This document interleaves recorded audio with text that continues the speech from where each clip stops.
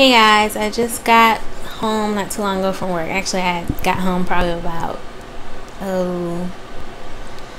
I don't even know, 30 minutes ago. All I know is I'm happy to be home. I had a rough day. First of all, like I might have or might not have said in the previous video, I work in the fast food industry, and today went to my restaurant, showed up for my shift, and I had the midday shift, 11 to 6. And first thing my boss, our general manager, asked me to do was to clean the chicken cabinet. Now we keep chicken frozen and refrigerated in the cabinet, and she was like, I'm gonna ask you to do something that you're not gonna like, but you know I love you, so just bear with me. So I had to clean out the kitchen, clean out the bottom. Now I didn't clean it as well as I probably could have if I was able to take out all the chicken, but there's chicken in there, and she was like, just remove the last row of chicken and that bottom row, and you know, clean that out. So that's what I did, and it was like congealed chicken juice at the bottom of it. It was just disgusting. Okay, congealed chicken juice. Okay, and I had to clean that out with some sanitizer, some degreaser, and I did the best I could getting that congealed grease out. I mean, I got as much out as I could, but it was hard. It was really, really hard. And I spent about an hour doing that, and then I cleaned the outside of the cabinet, and that was it. Took me about an hour to do that. I thought, you know, I'm done. I'm gonna go back up front. I went back up front and started passing through to the drive-thru. And she came up, she's like, oh, I need you to clean out the freezer. So I had to go in the freezer, and I'm just looking at the freezer floor. First of all, it's like a big ice patch stuck on the bottom of the freezer floor.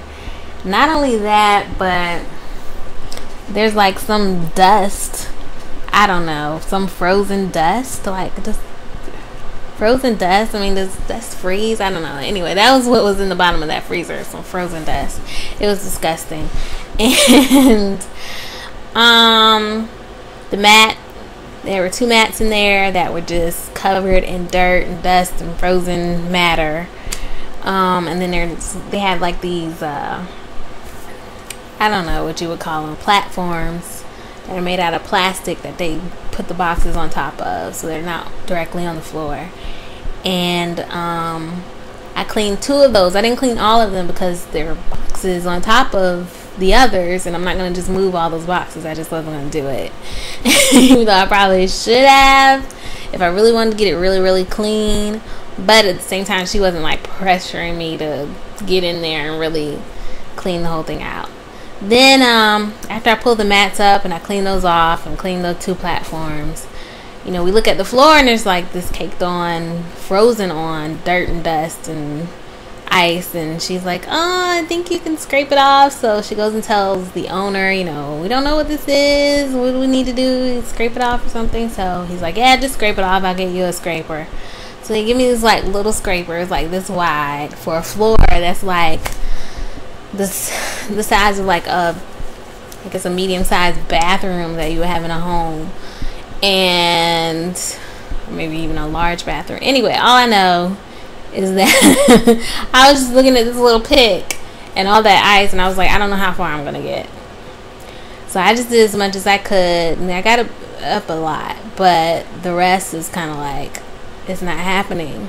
And so she came in there, she's like, you know what, this is like an all-day job, I'm not gonna make you keep doing this, so you know, just straighten up in here and then come back out front. So, you know, finished that. That is all together. The job took about 3 hours. Yeah, about 3 hours, 3.5 hours I spent cleaning. And I was tired. My back hurt and my knees were hurting because I was on my knees trying to scrape that floor. And I just felt icky. My clothes were icky. I had on an undershirt, long sleeve undershirt. I ended up taking that off and chucking it in the trash because it had like dried chicken all over it. And I was like, you know what? I don't need this shirt anymore. And which reminds me, I meant to go shopping for a long sleeve shirt today. I can go to Walmart and get one. Anyway, so then I had to go work. I didn't even get a break today. Like, that pissed me off. I'm like, they kind of do that where I work, you know, like, you're supposed to get a 20-minute break if you work over 6 hours. If you work 7 or more hours, you're supposed to get a break. But I didn't get my break today, and I was not happy about that. My head was hurting. I was tired. I had spent all that time cleaning. I should get a break, but it was very busy in the store, and it just wasn't enough time to give me a break. And then I'm at the window in the drive-thru, my favorite place to be, and I had this one customer who ordered a milkshake. I handed her a milkshake. I didn't realize there was like shake dripping down the side of it, so she's like looking at it like, and I'm like, is there a problem with your shake, ma'am? She's like, yeah, it's like messy. So I said, oh, I'll clean it up for you. So I cleaned her shake up and hand it back to her, and you know, send her on her way. She's fine. Then the next woman comes up, and at the time I had a pass-through working. The pass-through basically hands the food to the customer, make sure they get their drinks and their sauces and whatever they want. So she, you know, started to hand the woman her shake. This is directly after the shake I had to clean up. She hands the woman her shake, and the woman goes, was that already out the window? And my pass-through turns to me and she goes, Keisha, did you already hand this out the window? And I go, no. And the woman goes, well, I saw you hand the other customer a milkshake and you took it back. I was like, yes, ma'am, but that was her milkshake. That was her milkshake. I didn't give her yours. This one's yours. You know, her milkshake was the only one I passed out. So she goes, well, I saw you hand her one and then take it back and then hand her another one. I said, ma'am, that was her shake. Both times you saw me handing her a shake, that was her shake. And I was like, I didn't touch yours. And the woman goes, well, I'm like, ma'am, you asked me the question. I'm giving you the answer. I'm being honest. If you don't believe me, if you think I'm lying, I don't know what to do. So she just took the shake and she's like, oh, okay, you know, but I'm like, if you ask me the question and I answer it, you have to believe me. You know what I mean? Like, the simple fact that you're asking me the question lets me know that you care about it. Even if I had handed the other customer the shake, if I tried to hand it to you, you know, and you're like, you know, did you hand that to the other person? If I had, I would tell you, yes, I did. You want to make another one, and that's what I'll do. You know, I'm not gonna sit there and be like, no, I didn't do that. Just take this daggone shake. I'm not like that. I'm going to replace it for you if you want me to. Just for the previous customer, she wanted me to wipe the shake. I wiped it. She didn't even ask me to. I just told her I would. She was like, it's messy. Anyway, so I'm like, great. So then the next customer comes up.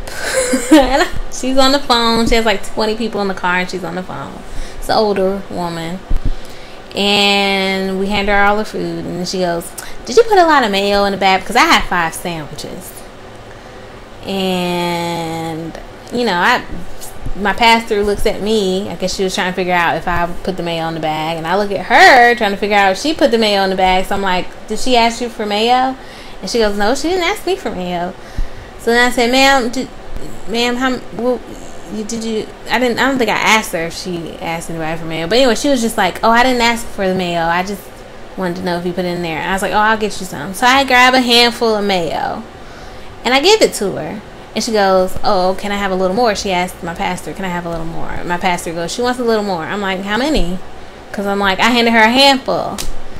So she's like, I don't know. So I'm like, okay, look, here's 2. So I hand her 2.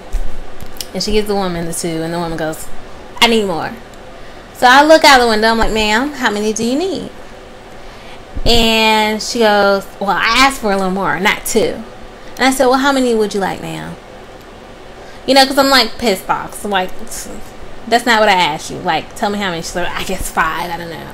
I'm like, that's not a little more. If I gave you a handful, which is probably about 5 or a little bit more than 5, basically you want another handful. So people are just weird.